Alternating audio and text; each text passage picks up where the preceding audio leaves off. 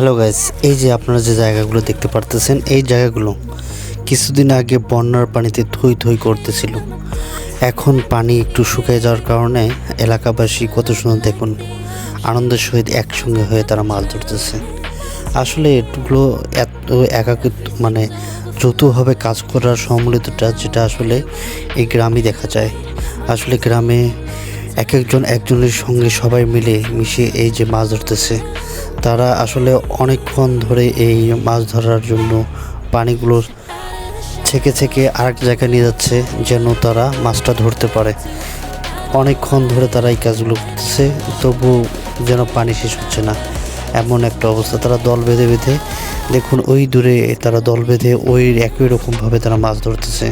আর অনেকে আবার পাশ থেকে তারা আসলে তাদের মাছ ধরার বিষয়টা উপভোগ করতেছে, দেখতেছে তারা কেমনে মাছ কতগুলো মাছ পায়, তার জন্য অপেক্ষা করতেছিল আর কি।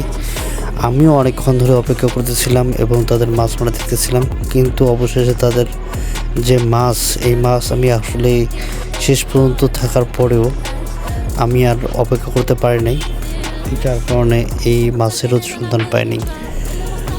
আর এখানে আসলে এলাকাবাসী অনেক পরিশ্রমী হয়, যার ফলশ্রুতিতে এটা দেখতে পারতেছেন।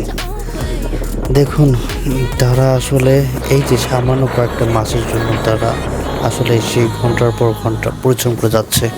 আসলে এটা গ্রামেই সম্ভব। গ্রামে আসলে কতটা মানুষ কতটা অসহায়ভাবে জীবনযাপন করে, যেটা আসলে ইট পাথরের দেয়ালে যারা চার দেয়ালে রয়েছে তারা আসলে কোনোভাবেই উপলব্ধি করতে পারবে না। হাসি মডেল। এই যে দেখুন কত সুন্দর করে এই যে পানা সরিয়ে সরিয়ে এত কষ্ট করে যে মাছ ধরার জন্য তারা পানি ছেঁকে যাচ্ছে। আসলে কত তার ফ্যামিলির কত লোকজন এই মাছ নিয়ে আসবে এই আশায় রয়েছে। হে আল্লাহ, তারা যেন সঠিকভাবে ভালো পরিমাণ মাছ পায় এবং তাদের ফ্যামিলির মুখের হাসি ফুটে ওঠে, এই কামনা করতেছি। আর দেখুন এত সুন্দর নিরিবিলি পরিবেশ শুধু গ্রামেই সম্ভব।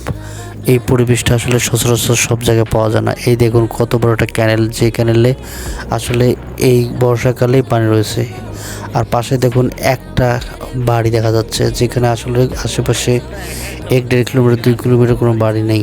আমি এই বাড়িটার কথা চিন্তা করতেছিলাম, তারা আসলে রাতের বেলা কিভাবে তারা জীবনযাপন করতেছে। আমি শুনলাম এই বাড়ির মালিক নাকি প্রায় 2-3 বছর থেকে এখানে বাড়ি করে রয়েছে, কিন্তু আসলে একটা বাড়ি রয়েছে, আর কোনো বাড়ি নেই।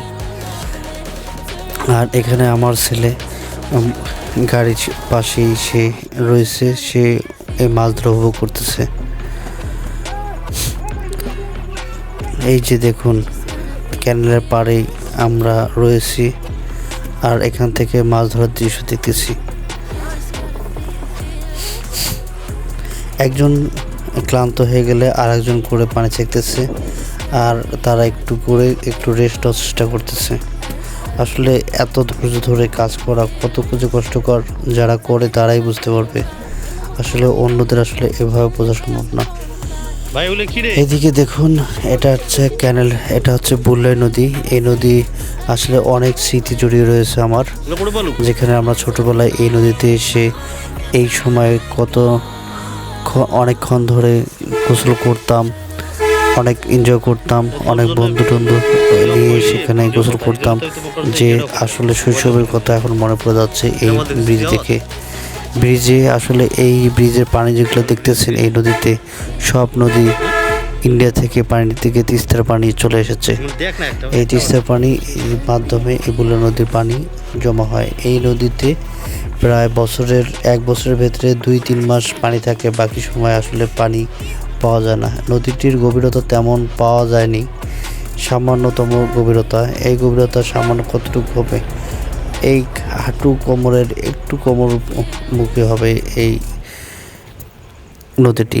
আমাদের এই নদীতে আমার ছোটোবেলায় অনেক বড় বড় মাছ ধরতে দেখছি আমার দাদুদের, যেটা আসলে এখন চোখে সচরাচর চোখে পড়ে না।